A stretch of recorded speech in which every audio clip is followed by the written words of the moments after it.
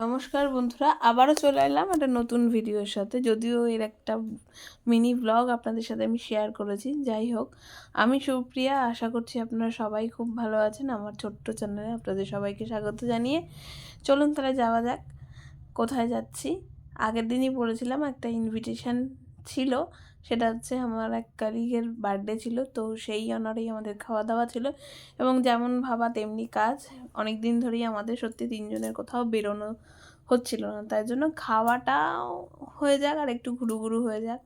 তো সেই জন্য আমি সকালবেলা ঘুম থেকে উঠে রেডি টেডি হয়ে একদম বেরিয়ে পড়েছিলাম। তারপরে অফিসে অ্যাকচুয়ালি পরের দিন টুর্নামেন্ট ছিল, তো অফিসের কাজ করার পর তারপরে টুর্নামেন্টের কিছু যে প্রাইজগুলো ছিল সেগুলোর একটু কাজ করে নিলাম।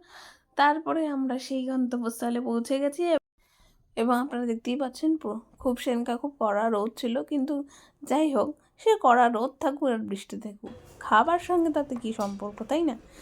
যাই হোক, তারপরে আমরা আশ্রমের ভেতর ঢুকলাম। ঢুকে আমাদের একটা ওয়েলকাম ড্রিঙ্কস দিয়েছিল, যেটা খেতে অসম্ভব সুন্দর ছিল। যাই হোক, এরপর আমরা কেক কাটিং করেছিলাম। কেকটা প্রিয়াঙ্কা অ্যাকচুয়ালি সাজেস্ট করেছিল। প্রিয়াঙ্কা যার থেকে নিয়েছিল সেই দিদি অসম্ভব সুন্দর কেকটা ছিল, মানে খেতে খুব সুস্বাদু ছিল। ডেকোরেশন হয়তো সেরকম হয়নি, বাট কিন্তু বললে সেরকম করে দিত, কিন্তু আমরা একদম সিম্পলের মধ্যেই রেখেছিলাম। এবং যেহেতু আমরা খুব তিনজন ছিলাম, তার জন্য আমরা বড় কেক করিনি, বেন্টো কেকের অর্ডার দিয়েছি। অসম্ভব সুন্দর। তো আমরা আর্সেনালে বলেছিলাম যে একটা প্ল্যাটারে যাতে সাজিয়ে দেয়, তো সেটাই করেছিল। যাই হোক, ম্যাডাম খুব খুশি, আমরাও খুব খুশি।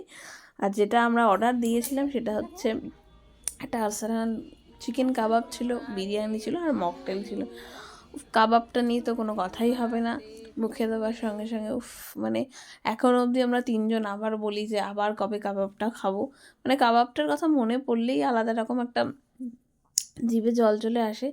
যাই হোক, দিনটা ভালোই কেটেছিল, খুব সুন্দর কেটেছিল, খুব হাসি মজায় কেটেছিল।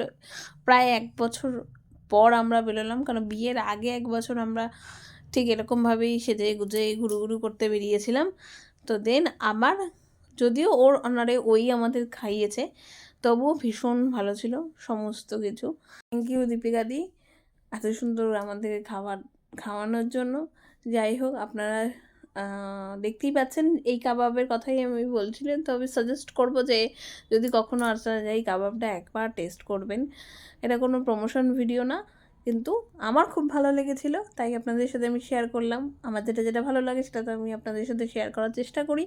এবং এই বিরিয়ানিটা দেখে এরকম মুখ করার তার কারণ, আমি তাকে বলেছিলাম পুরো বিরিয়ানিটা খেতে, তাই সে একটুখানি মানে ভয় পেয়ে গেছিলো। যাই হোক, আমি বিরিয়ানিটা মুখে দেওয়ার পর মানে তাও আর মাটন বিরিয়ানিও, মানে কোনো কথাই হবে না এখানে, মানে চোখ বুঝে তৃপ্তির সাথে খাওয়া। সেটা আপনারাও জানেন, যারা যারা মটন খেতে ভালোবাসেন তারা তো অবশ্যই জানবেন যে মাটন সামনে আসলে অন্য কিছু তো সবই ফিকে পড়ে যায়।